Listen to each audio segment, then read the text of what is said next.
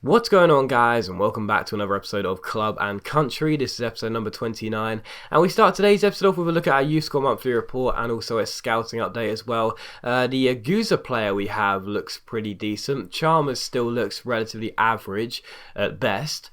But yeah, Aguza looks pretty decent in our academy, so hopefully he'll turn out to be okay. Obviously, we've only had him in there for a couple of months now, so there's always a chance he will start to decrease. It probably will happen, to be fair, as it usually does.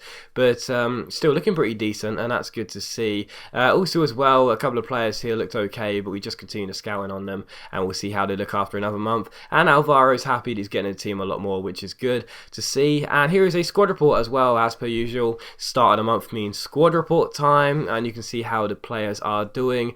It's still in its early stages. We still got a very long way to go of Racing Santander, but even so, I am starting to notice some improvement. I mean, you know, last season we didn't have any 70 rated players, plus we've now got 3 in our side in Keiko, Albentosa and Bigaz. As for the other players, well, we've got some decent youngsters here beginning to improve. Hector Bellerin's looking better. Alvaro's gone up to a 67, Concha's a 66. Buena Casa, although on loan from Juventus, is still looking good at 68. So it's not that bad, and as you can see in the league as well, even if the squad isn't amazing, with 27 games played, 11 games to go, we're in 6th place with 43 points, 3 points off 7th with Real Sociedad, and okay, 6th place off 5th and 4th with Sevilla and Villarreal, but still 6th place. I mean, you know, who would have predicted that at the start of the season? You know, certainly not me. I would have thought that the best we could finish is around 9th, 10th, 11th place at the very best. To be in 6th place is absolutely crazy, and I guess you really got to sort of pay homage to the fact that we have been performing really well in a lot of big games. And of course, in the last game, we did lose to Atletico Madrid after that ridiculous refereeing decision not to award the offside there. But, you know, we've been playing really well, and of course reaching the Copa del Rey semi-finals as well. This season's been really good. We played some good football, got a lot of decent results, and it's been a lot more positive than I was expecting. I was worried that we'd lose the vast majority of our games and we'd be getting battered 3 or 4-0 by a lot of teams, but instead we've done very well. But still, we take on Rayo Vallecano here, Rayo Vallecano I should say, for the first game of today's episode here. And I talked about playing good football, and I talked about getting good results, and that is an absolutely shocking goal to concede. I mean, that's one of the worst goals I've ever conceded in FIFA. We failed to deal with a simple cross, the ball gets played back into the area, and it's just pinball. It's just so many chances to get the ball away. Instead we fail, and as the ball drops there, it was a simple finish, and it's Rayo Vallecano 1, Racing Santander 0. So terrible start to this game, but in the 40th minute, a great chance to equalise. Mariano gets played forward here one-on-one, but it's denied by a very good stop by the goalkeeper there. Stood big, kept his composure, and tipped the ball over the bar. So still 1-0 to the home side here, and as you see by my lineup as well, I did have to make a lot of changes for this game, so unfortunately fitness reasons are becoming very frustrating for us. But 10 minutes after the restart, Moreno goes down his right hand side and takes on Nacho, beats him with a step over and keeps on going, shoots from a tight angle, but again the goalkeeper stands big and makes a very good save. So 2 good attempts on target, but 2 very good saves by the goalkeeper. But in the 65th minute here, we play out from the back as per usual. Marian Schwarzer, our left back, finds Andrial, quick little pass into Borja here, our right back. He finds Moreno, takes on Nacho here, beats him for agility, he spots the run of Marian Saiz, takes it around Castro, the last man, goes through and scores as well. Finally the goalkeeper is beaten, and the 16-year-old gets his 2nd goal for the club and makes it Rayo Vallecano 1, Racing Santander 1. So it was a very frustrating game because we didn't have too many chances, and whenever I did get myself inside I was denied by the goalkeeper. But that was a really nice finish by Saiz there. He's only 16 years old. I know he's not the best youth player we'll ever have on YouTube, but still it's nice to know that our youth players are scoring some goals here and there, and that was a very nice finish. But in the 90th minute, all our hard work was almost undone by a wonder strike there from the Rayo Vallecano forward, but it went just over the bar and behind for a goal kick. What a goal that would have been to win the game. But 1-1 was the final score.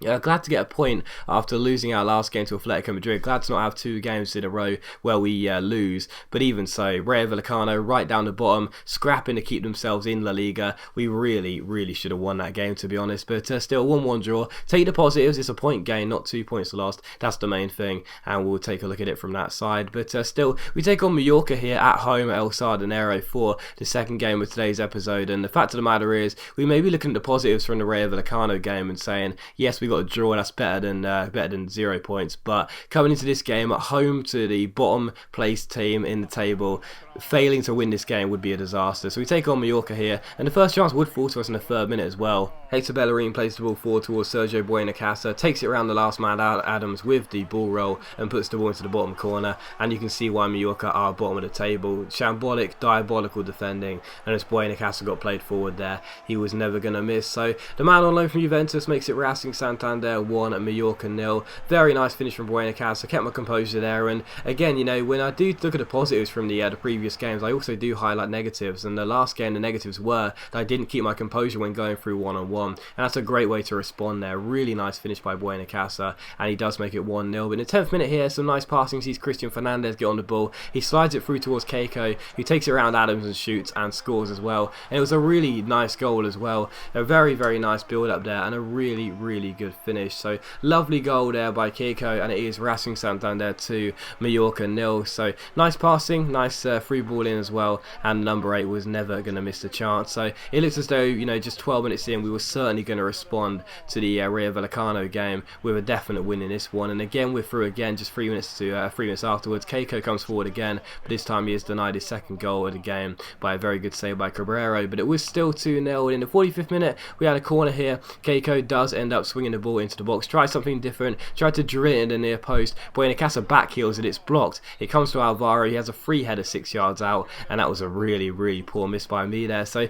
still 2-0 though, that was the main thing, and as things still, we were on course for the 3 points. However, late on in the second half, Mallorca seems a little bit galvanised and did everything they could to grab themselves a late flurry of chances, and they did have one there, the shot being well saved by Mario Fernandez though, and the score was still 2-0. And 15 minutes to go, Oscar's on the ball for us, fake shots round his man, plays it through towards Schwarzer, our left back crosses the ball in, Mariano goes for the header, Mallorca failed to deal with it, Schwarzer wins the header, volleys the ball inside towards Oscar here, fake shots round his man, goes through and shoots, but the goalkeeper makes the save with the near post and keeps it at 2-0. So still Racing Santander 2, Mallorca 0, and Mallorca didn't really do enough in this game to show why they should be anywhere other than bottom place in the table, but they would grab themselves a late goal, and it would prove to be a consolation goal as the goal was scored there. And it was such a, again, really, really poor goal to concede, just a hoof into our box. We failed to get it away, and it's a really simple finish in the end. So Racing Santander 2, Mallorca 1, but Markovic's goal would prove to be just a consolation,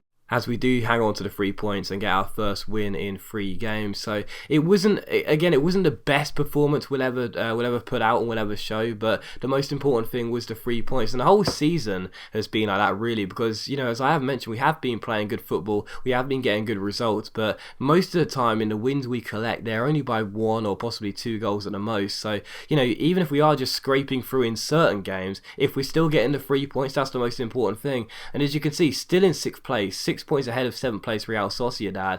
I mean, it's crazy to think this, but right now we're aiming for Europe. You know, it's crazy to think that, but we really are. But still, we do take on Deportivo for the 3rd out of 4 games today as we travel away from home to take on another side currently threatened by relegation. And the first chance would fall to us in the 38th minute. Concha cutting in from the left and going through and shooting, but the goalkeeper making a very good stop and turning it behind for a corner there. So almost taking the lead just before half time, but it was still 0-0. But with 18 minutes to go here, Deportivo came forward and were denied by the post. Luisino was one-on-one with Mario Fernandez, and he really should have scored, but thankfully for us he could only hit the woodwork and the ball went wide and behind. So still Deportivo 0, Racing Santander 0, and in the 81st minute Buenacasa's through, and again I can't keep my composure on the one-on-one. Messed up so many of those in recent games, and that was another one there. So still 0-0, but I was frustrated because in the 90th minute, as I put Deportivo under a lot of pressure, they gave the ball away stupidly, and as Buenacasa was going to take the ball around the last man there, or seemingly anyway, the referee blows for full time, and I quickly tapped X in frustration, really,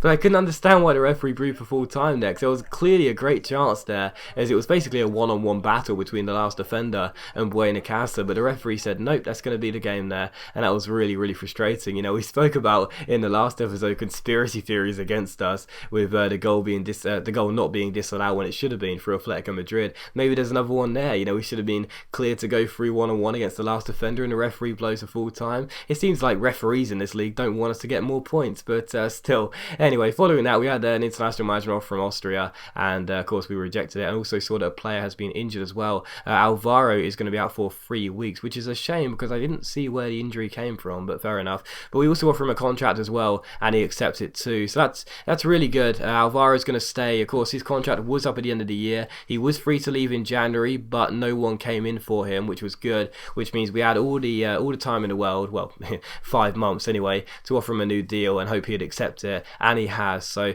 Alvaro's tied down for another 4 years. It's good because he is one of our regular first 11 players, and he was at the club when we came in as well, and he is pretty decent with quite a decent amount of pace as well for a 67 rated winger. But even so, it's good to know he's not going to leave the club on a free transfer, and that contract was important for us. But even so, he would miss this game here, the fourth and final one of today's episode against SD Eibar. The reason being is quite simple. He was still currently injured, despite the fact he did have a plaster next to his name. I didn't want to risk him in this game, as I never do that, but I still fancy our chances of getting back to winning ways here, as we took him on El Sardinero. And the first chance did fall to us in the 21st minute as well. Buenacasa taking on the last man and beating him for pace. Skinning round him there with a nice little first touch, going through one-on-one. And again, how many times have I been saying this over the course of this episode, let alone the past few episodes? I go through one-on-one and I mess up the finish. So my composure is really, really poor on the one-on-ones right now, and Buenacasa is denied by the goalkeeper. So still Racing Santander 0, SD Eibar 0. But with 5 minutes to go before the half-time break there, Angel almost makes it 1-0 to the visitors. Thankfully his header does go over the bar though, and it's still scoreless, as we were approaching the 45th minute mark here. Angel is through again one-on-one. This time he gets his shot away on target, but Mario Fernandes makes a good stop, and we get the ball away. So still 0-0. And 2 minutes after the restart, again Eibar come forward here with Garcia on the ball. He's looking for a runner. He tries to find someone, shrugs his man off the ball, finds Angel. Angel finds his man, back to Angel, and the number 9 shoots, but this time Mario Fernandes makes another great save and grabs the rebound himself. So still 0-0. Mario Fernandes making a couple of good saves for us in this game. And in the 53rd minute is Andreal's on the ball for us. He finds Keiko, who slides it through towards Buenacasa, or plays over the top I should say, goes through one-on-one, and again I can't keep my composure